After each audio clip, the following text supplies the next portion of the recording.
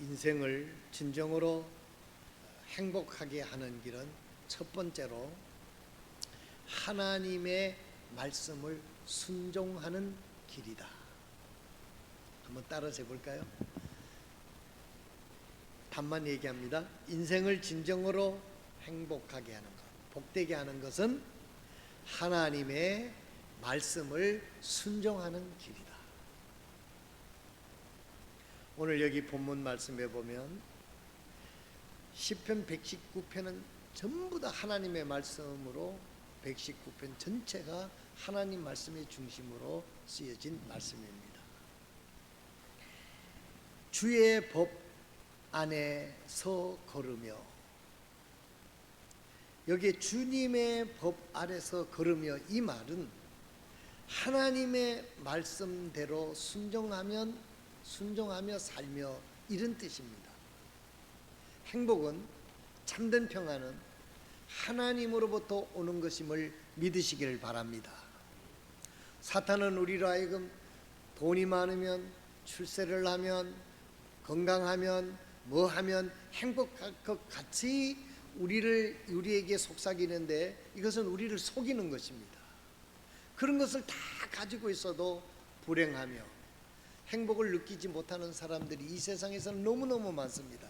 그런 것만 봐도 그런 것들이 우리에게 참된 행복과 평안을 주는 것이 아니라는 것을 우리는 모두가 압니다. 그럼 참 평안은 어디로부터 오느냐? 하나님으로부터 오는 거예요. 믿지 않는 사람들은 이걸 모르지요. 그러니까 하나님 앞에 나오기를 꺼려하고 세상의 쾌락에 빠집니다. 그러나 우리 예수 믿고 구원받은 하나님의 사람들은 이 진정한 복이 하나님으로부터 온다는 것을 우리가 뼈저리게 알고 뼈저리게 믿어야 될 줄로 믿습니다. 그런데 이것을 뼈저리게 믿지 않는다는 거예요. 그저 건성으로 뭐 그렇다 하되 하는 그런 의식으로 하나님의 말씀을 대하고 믿으니까 하나님의 진정한 평안을 맛보지 못하고 느끼지 못하고 있는 거예요. 앞서서 여러분들에게 말씀을 드렸습니다마는 저는 암의 90%가 암이라고 하는 그런 상황 속에서 MRI 사진을 다 찍고 누구에게도 얘기하지 못하고 약 3개월 동안을 혼자 기도하면서 그 과정을 겪어봤기 때문에 그런 암이다 이런 것을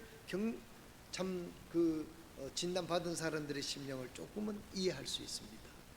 오늘 여러분들에게 말씀드린 대로 여러 가지 스트레스가 있다는 것을 여러분들에게 솔직하게 이야기하고 여러분들에게 참으로 기도 요청을 했습니다마는, 여러분, 그래서 이러한 스트레스나 이러한 위기 앞에서 저는 경험적으로 알게 된 진리는 하나님의 말씀 안에서만 진정한 평안과 행복을 누릴 수 있었다는 고백을 여러분에게 하는 것입니다. 아무것도 그 누구도 사랑하는 아내가 있고 자식들이 있고 사랑하는 동력자들이 있지만은 그런 것들이 진정한 위로가 되지 않는다는 사실을 우리는 알아야 돼요. 세상에 있는 그 어떤 것들이 잠깐은 위로가 되지만은 우리의 영혼 깊숙이까지 평안을 얻을 수 있는 위로는 오직 하나님의 말씀을 통해서 하나님의 약속을 통한 하나님의 말씀만이 우리에게 진정한 위로가 된다고 하는 사실을 저는 체험적으로 경험을 했습니다. 그러므로 오늘 본문 말씀에도 하나님께서 말씀을 하시는 것처럼 주의 법 안에서 걸으며 길에서 더럽히지 않은 자들은 복이 있도다. 여기서 있는 복이라고 하는 것은 하나님이 주시는 복을 의미하는 것이죠. 이것이 행복한 것으로 이 세상 사람들이 하도 찾고 찾는 그 행복이 저속하게 들리기 때문에 그걸 잘 사용하지 않습니다마는 복이라고 하는 것이 우리가 느낄 수 있는 하나님이 주시는 영혼 깊숙이까지 만족과 기쁨과 어떤 위기 속에서 어떤 어려움 속에서도 위로의 길을 찾을 수 있는 것은 하나님의 말씀뿐이고 이 하나님의 말씀을 순종할 때만이 하나님으로부터 이 말씀을 경험할 수 있음을 믿으시길 바랍니다. 오늘 여러분 가운데서도 말은 못하지만 방황하고 있거나 말을 못하지만 이런 고민에 빠져 있는 여러분들이 있다고 하면 오늘 여러분들에게 보여주시는 그 하나님의 말씀 앞에 먼저 철저하게 순종하면 그 다음에 하나님이 하실 차례는 우리에게 평안과 위로가 하나님이 하실 일이라는 것을 믿으시기를 바랍니다. 믿으시기를 바랍니다.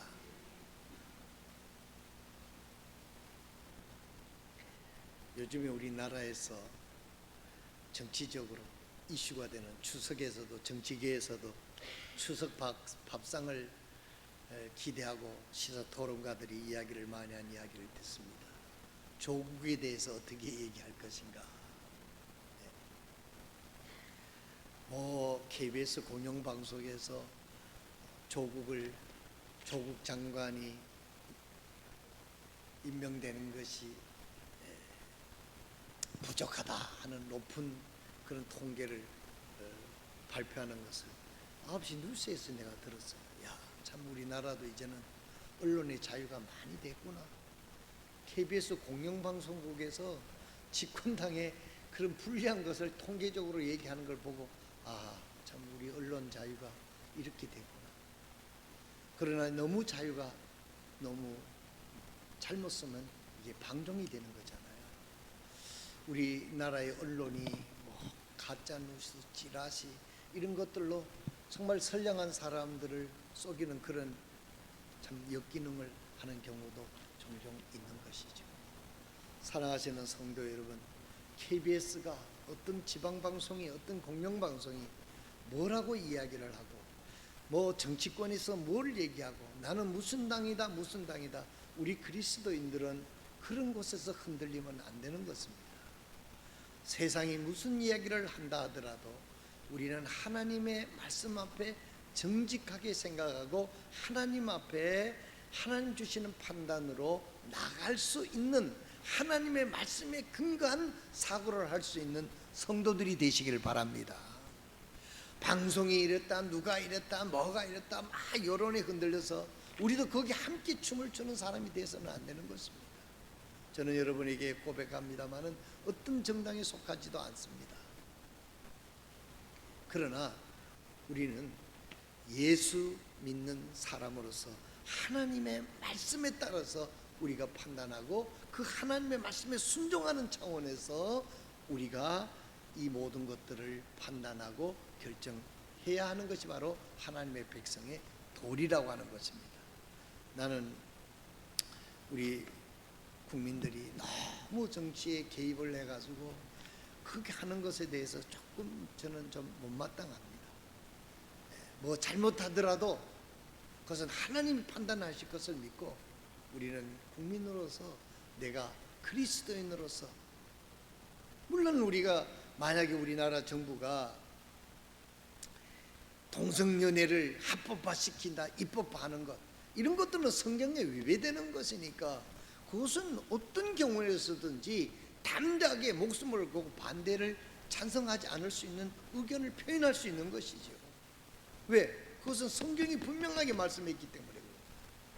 내 사견이 그래서가 아닌 것입니다. 하나님의 말씀에 아닌 것은 아니다 얘기한 것입니다.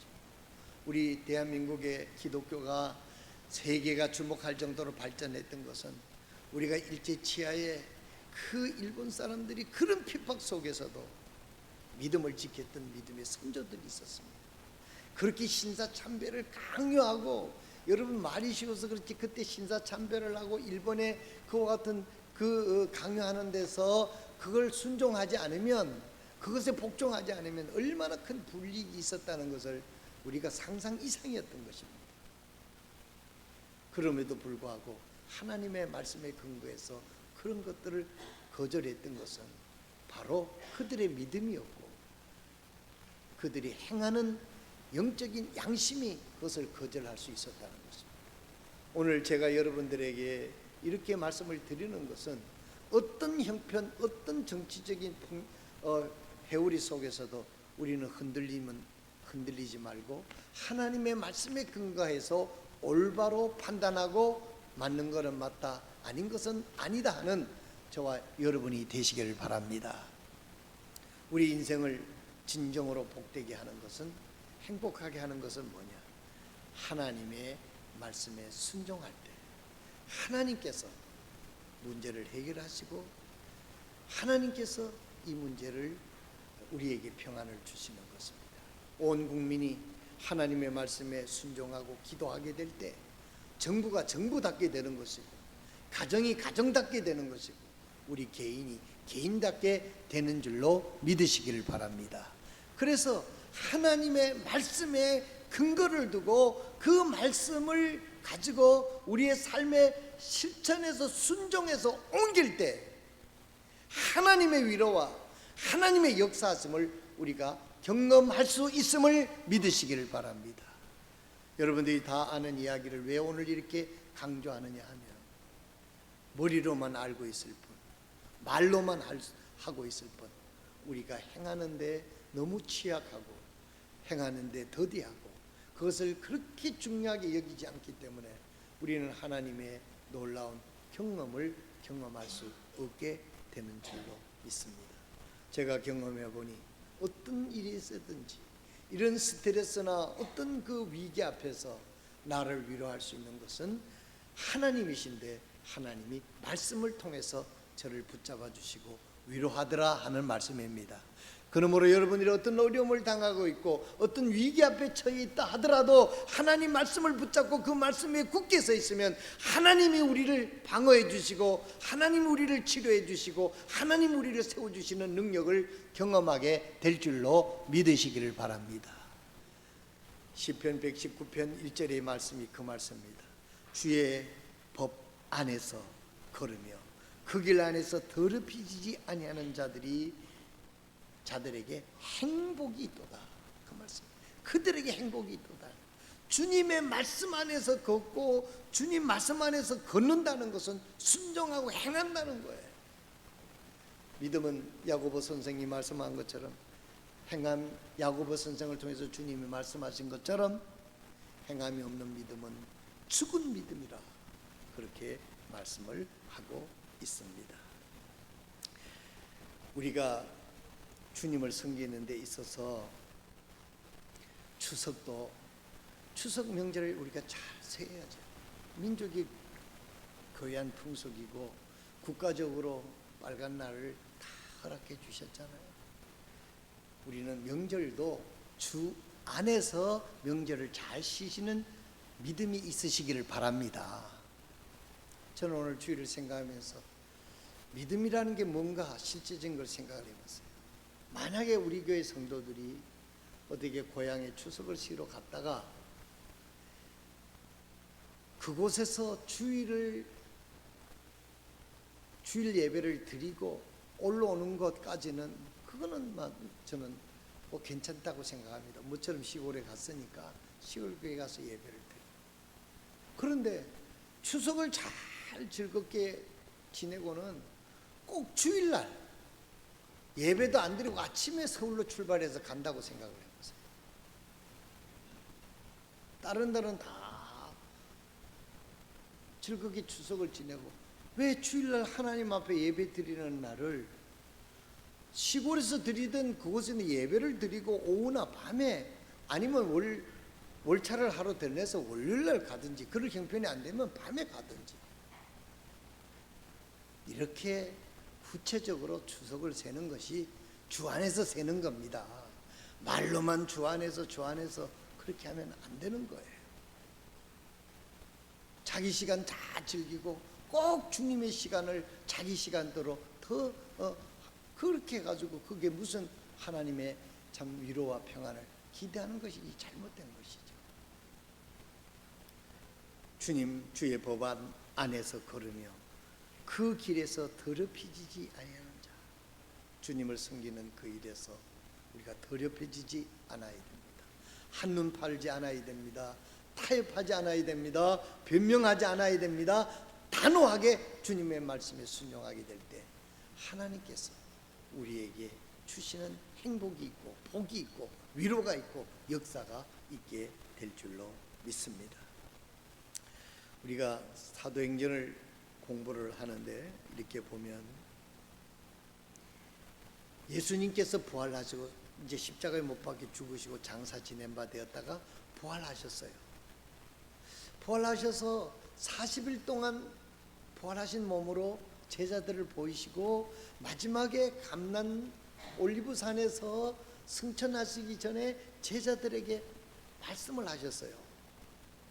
이 말씀이 우리 사도행전 1장 4절에 나오는 말씀입니다. 사도행전 1장 4절에 어떻게 말씀하고 있습니까? 또 그들과 함께 모이사 그들이 예루살렘을 떠나지 말고 아버지의 약속한 것을 기다리라고 그들에게 명령하셨느니라. 뭐 하셨어요? 명령하셨다 그랬어요. 명령은 복종하느냐 안 하느냐 그 중요한 것이지 부탁이 아니라 명령을 하셨어요. 그 명령이 뭐냐면 그분께서 이르시되 그 약속한 것에 대해서 너희가 내게서 들었나니, 주님께서 예루살렘을 떠나지 말라는 거예요. 여러분, 우리가 그때 형편이 없어서 그렇지 상황을 재현을 해보면요, 예루살렘 도시는 공포의 도시였습니다. 아니, 예수님이 십자가에 붙잡혀 돌아갔는데 그 다음 차례는 누구겠어요?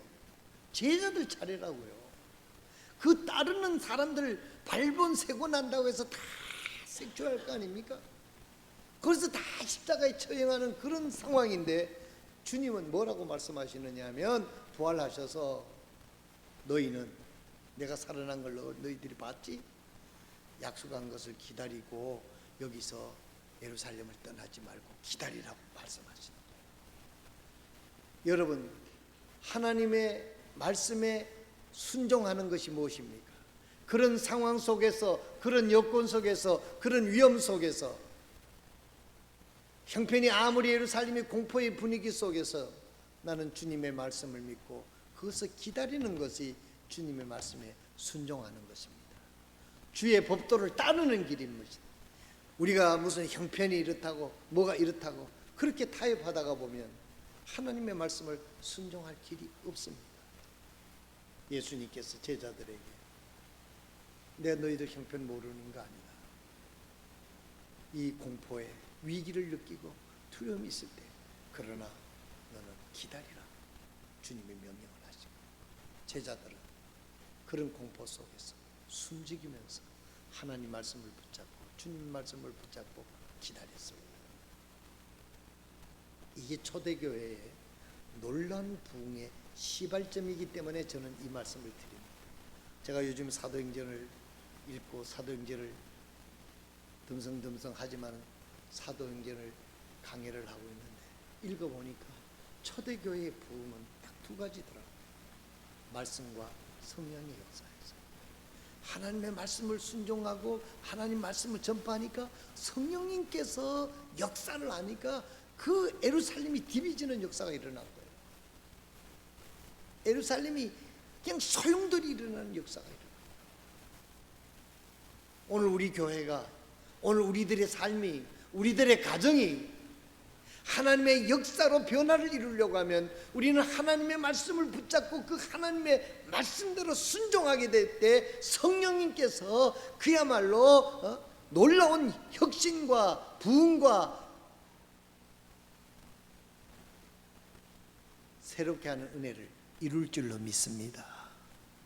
말씀, 성령, 기도하면서 하는 둥 마는 둥 여기에 하나님의 역사를 기대할 수가 없어요. 사도행전 1장에서부터 6장까지 여러분 그 역사를 쭉 대충 보게 되면 주제는 하나님의 말씀이었고 그 하나님 말씀을 저들은 철저하게 순종했고 하나님께서 그들을 통해서 성령의 역사가 그들의 삶을 통해서 드러났던 거예요. 베드로와 요한이 은과 금은 내게 없거니와 나사렛 예수 그리스도의 이름으로 일어나 걸으라 했더니 한 인생이 변화가 되지 않습니까? 한평생 구걸하던 인생이 일어나서 펄쩍펄쩍 뛰고 기뻐하는 인생으로 변하는 역사가 일어나게 됐던 것입니다. 우리에게는 금과 은은 없을지라도 하나님의 말씀, 복음, 하나님 말씀이, 약속의 말씀이 우리에게 있어야 될 줄로 믿습니다. 세상이 어떻게 돌아가든지 간에 그 말씀 붙잡고 살아가는 저와 여러분 되시기를 바랍니다. 세상은 사탄이 이리저리로 사람들을 유린하고 속이고 거기에 우리 예수 믿는 믿음이 흐릿한 사람들에게 달라들어서 우리를 미혹해서 하나님으로부터 멀어지게 하는 그런 곳에 우리가 귀를 기울이고 눈을 바라다보고 그런 것이 좋다고 그런 것들을 마음속으로 사모하는 그런 심령 속에 하나님께서 역사할 수가 없는 것이죠. 세상이 뭐라고 그러더라도 내 형편이 어떻고 뭐가 어떻더라도 도대체 이 집구석이 변화될 가능성이 1%도 안 보일 때 하나님의 말씀은 하나님은 하실 수 있다고 믿고 하나님 말씀대로 내가 순종을 해야 되죠. 남편이 이래서 못 살겠다, 부인이 이래서 못 살겠다, 그러니 남편 의지하고 부인 의지하고 살지 말고 하나님 의지하고 살으라는 뜻이요. 그러면 못된 남편도 하나님에 의해서 변화될 거고, 못된 아내도 하나님에 의해서 변화될 거고, 못된 자식 새끼도 하나님이 고쳐줘야 되지 부모 마음대로 되는 거 여러분 봤습니까? 우리가 다시 한번 하나님의 말씀을 붙잡고 그 말씀대로 내가 어떤 대가와 희생을 치르더라도 저는 이 말씀대로 살겠습니다. 그러니 하나님은 하나님의 하시는 일을 하세요. 내가 하려고 하지 말고 내가 할 일은 하나님 보여주신 말씀을 순종하는 길입니다. 하나님이 내 아들도 내 부인도 내 남편도 비록 그것이 중독자가 됐다 할지라도 하나님은 고쳐준다면 고쳐줄 수 있는 거 아니겠습니까? 왜 내 힘으로 하려고, 인간적인 방법으로 하려고, 내 머리로 하려고, 내 지식으로 하려고, 내 실력으로 하려고, 그러니 좌절하고 넘어지고 인간적인 방법, 세상적인 방법을 쫓아가는데 그 쫓아가는 길이 하나님을 말씀을 떠나는 길이라고 하면 그 길에는 하나님의 위로가 있을 수가 없지 않습니까?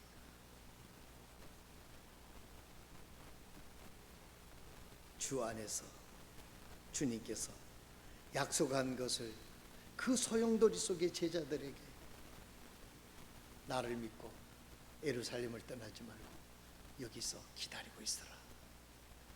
제자들은 주님 말씀을 신뢰하고 그 말씀을 믿고 거기에 있었습니다. 그랬더니 사도행전 2장에 성령의 시대가 도래하는 거예요. 그들이 다 떠나고 없었다면 주님의 역사는 이루어질 수 없는 거지.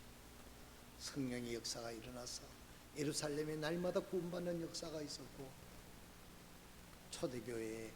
초대교회와 성령의 시대가 강력하게 시작이 됐던 것이 말씀과 성령의 역사였다 하는 것을 볼 수가 있습니다.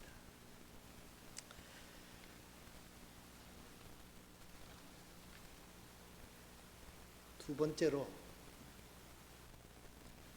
우리가 컨스탄트리 계속적으로 해야 될 것은 무엇이냐? 그것은 주의 말씀을 온 마음으로 찾아야 됩니다. Full heart, 온 마음으로 하나님 말씀을 찾아야 돼요. 오늘 우리가 하나님이 나에게 저를 통해서 내가 이 말씀을 듣는가 영적인 차원으로 생각해 보십시오. 여러분은 온 마음으로 하나님을 찾고 있습니까? 온 마음으로 하나님을 찾지 않고 있다가 나중에 육신적으로 패배하면 하나님을 원망하고 교회를 원망하고 나가서는 사람을 원망하게 그런 비루한 형편에 떨어지게 되는 겁니다. 온 마음으로 찾아야 됩니다. 오늘 2절에 이렇게 말씀하고 있습니다. 그분의 증언들을 지키고 온 마음으로 그분을 찾는 자는 행복하다. 첫 번째는 하나님의 말씀을 순종해야 됩니다. 두 번째는 온 마음으로 하나님을 찾는 것입니다.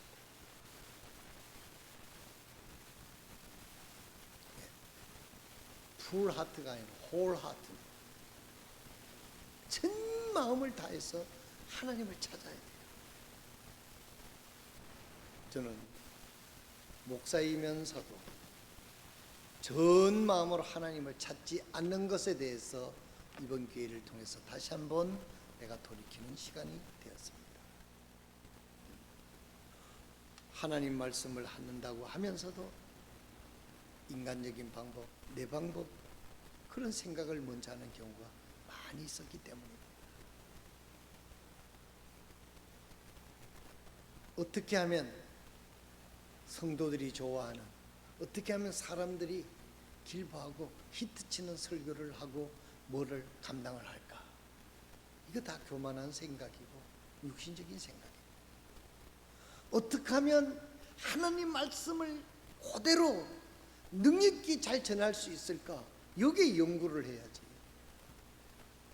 히트쳐서 내 이름 뭐 유명해지고 큰 교회 세우고, 그게 내 하나님을 향하신, 나에게 향하신 하나님의 뜻이 아니지 않습니까?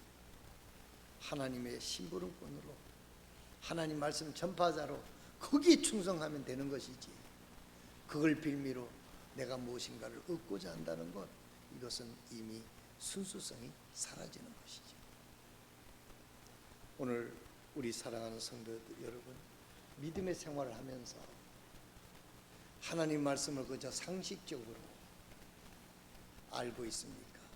아니면 베레아 사람들처럼,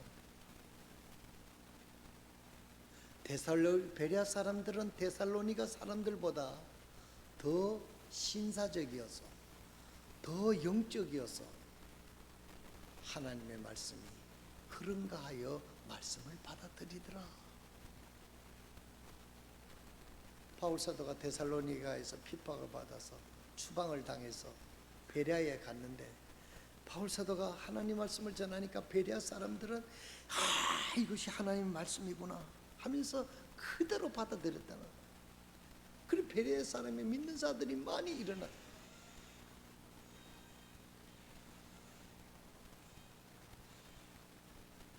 이거는 홀 하트로 말씀을 듣는 게 아니에요. 지금 주일날은 휴대폰을 다 끄세요. 여러분들이 뭐 외국에 오다를 받는 것도 아니고, 외국에 오다를 받는 사람도 주일날은 오다를 안 받습니다 하면 그쪽에서 이건 독실한 크리스천이라고 알아서 다 해줄 거예요. 어줍지 않게 그냥 예수 팔아가지고 뭐 하려고 하는 사람이 주일날도 주일날도 문제 없습니다 이래가지고 그거 얼마가 겠어요 그거. 자, 그건 지나가는 마음이 그렇다 치고, 우리가 두 번째로 하나님이 우리를 행복하게 하실 수 있는 방법은 온 마음으로 주님을 찾아야 됩니다. 여러분, 온 마음으로 예를 들어서 말씀을 드릴게요. 좀 너무 초보적인 이야기라서 얘기가 좀 그렇습니다.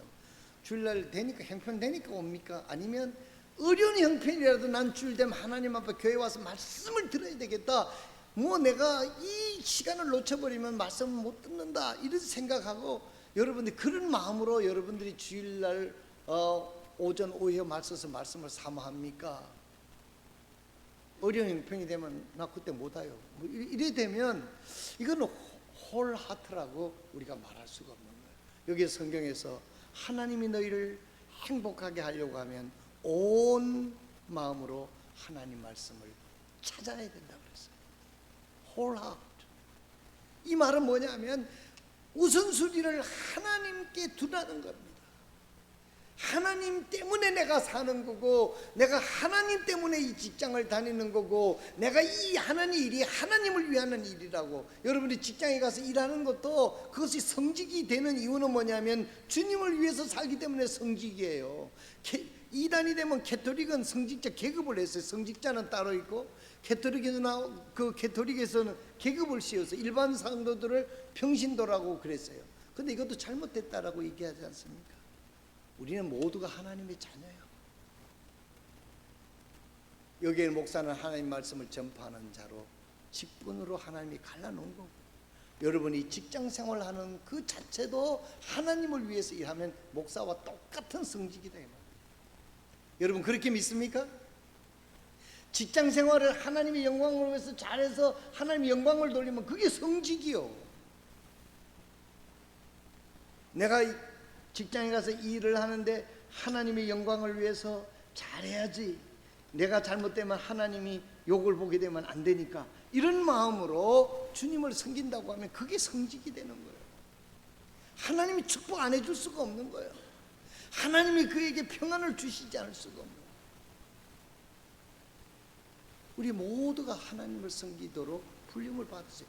구원하신 후에 우리를 이 땅에 남겨두신 이유는 우리가 하나님을 섬길 수 있도록, 하나님을 섬기는 그것이 뭡니까? 복음을 전하는 거예요. 우리가 이 일을 통해서 복음이 전파되고 하나님의 영광을 받으신다면 여러분들이 아무 직장에 하찮는 일을 세상 사람들이 한다고 얘기할지라도 하나님은 그것이 곧 성직이다, 거룩한 일이다, 하나님께서 그렇게 받으시고 하나님이 그를 통해서 큰 은혜를 베풀어 주신다고 약속을 하고 있는 것입니다. 주의 말씀을 온 마음으로 찾아야 된다. 마지막으로, 자, 첫 번째 뭐라고요? 하나님의 말씀을 붙잡고 순종해야 됩니다. 그래야 하나님이 주신 행복을 가질 수 있습니다. 두 번째로는 whole heart, 온 마음으로 하나님을 찾아야 돼요. 하나님에게 최우선권을 두고 하나님의 말씀을 찾는.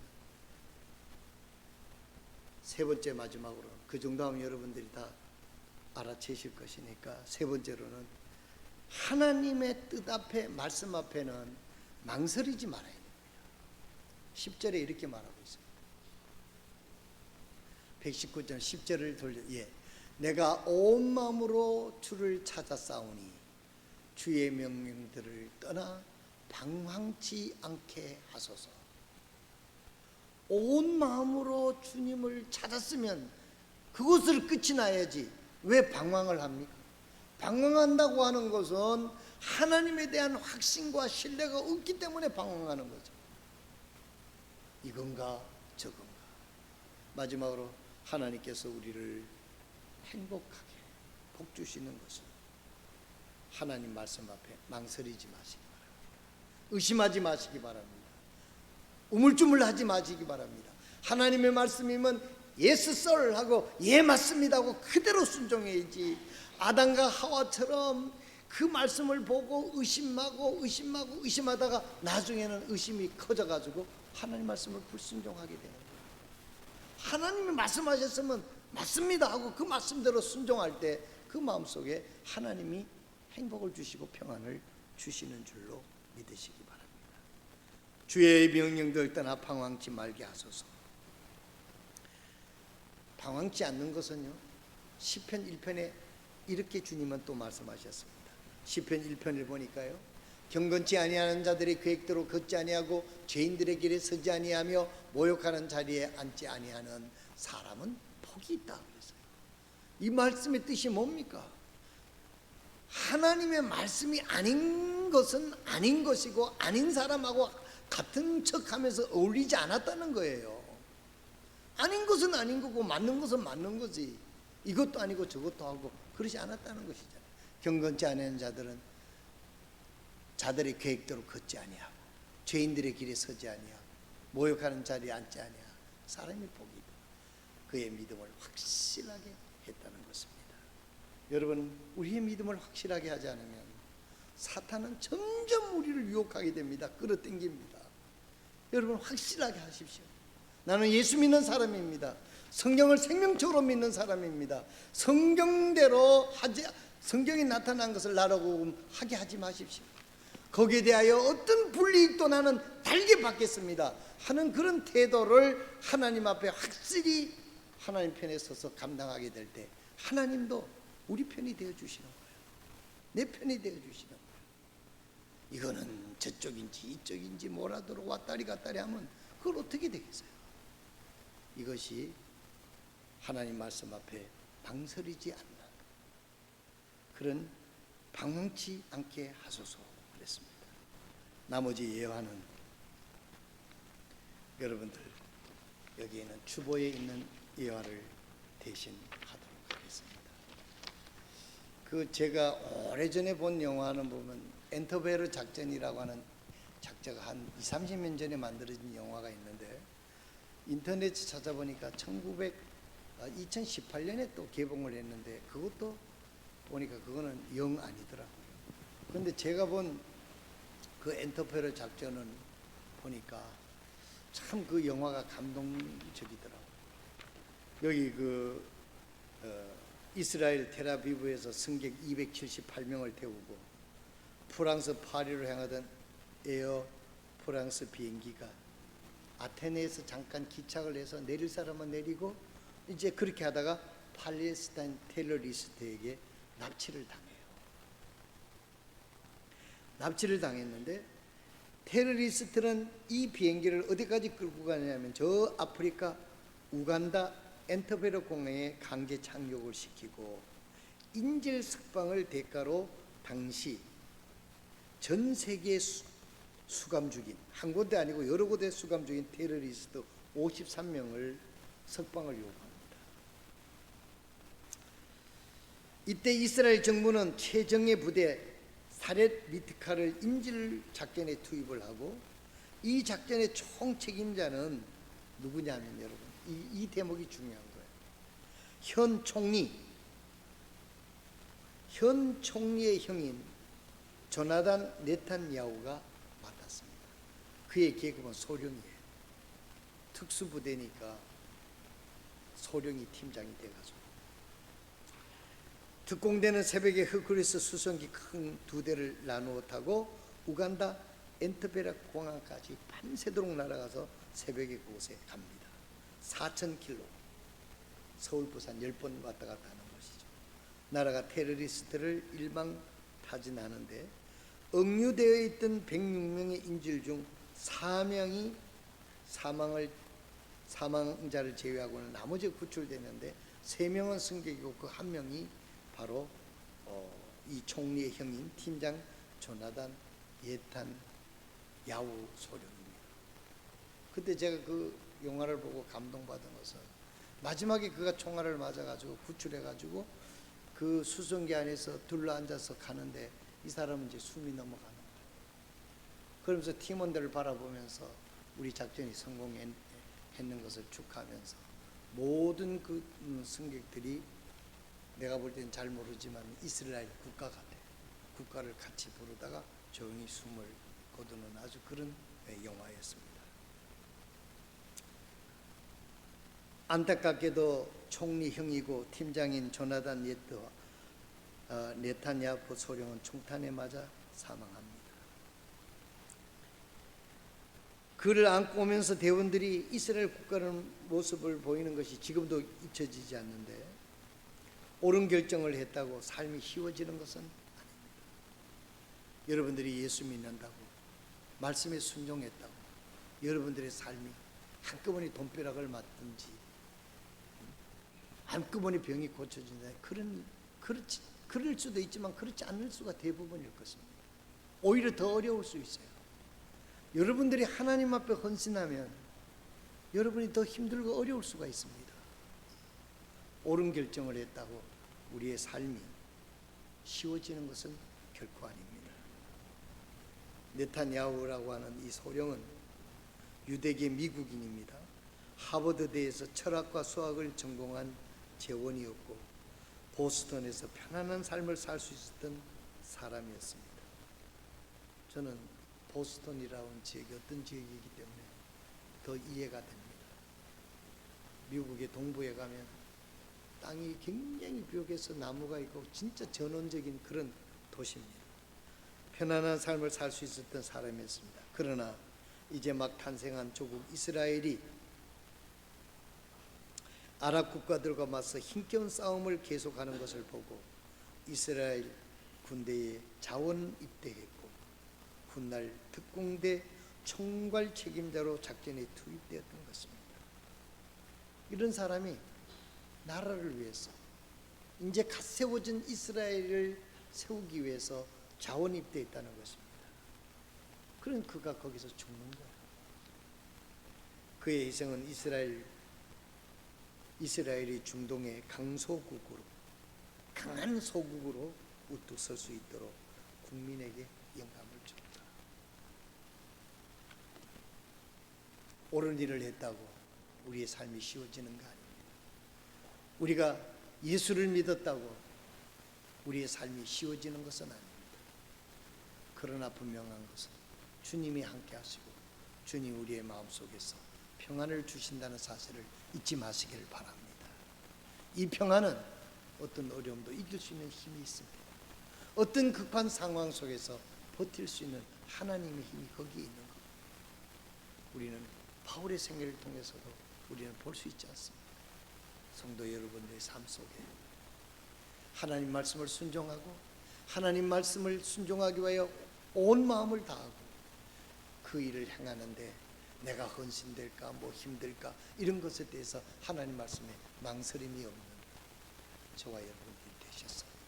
하나님께서 여러분들을 마음 놓고 행복하게 할 수 있는 하나님 여러분이 쓰시는 그런 은혜가 여러분에게 있기를 주님의 이름으로 축원드립니다. 기도하겠습니다. 하나님,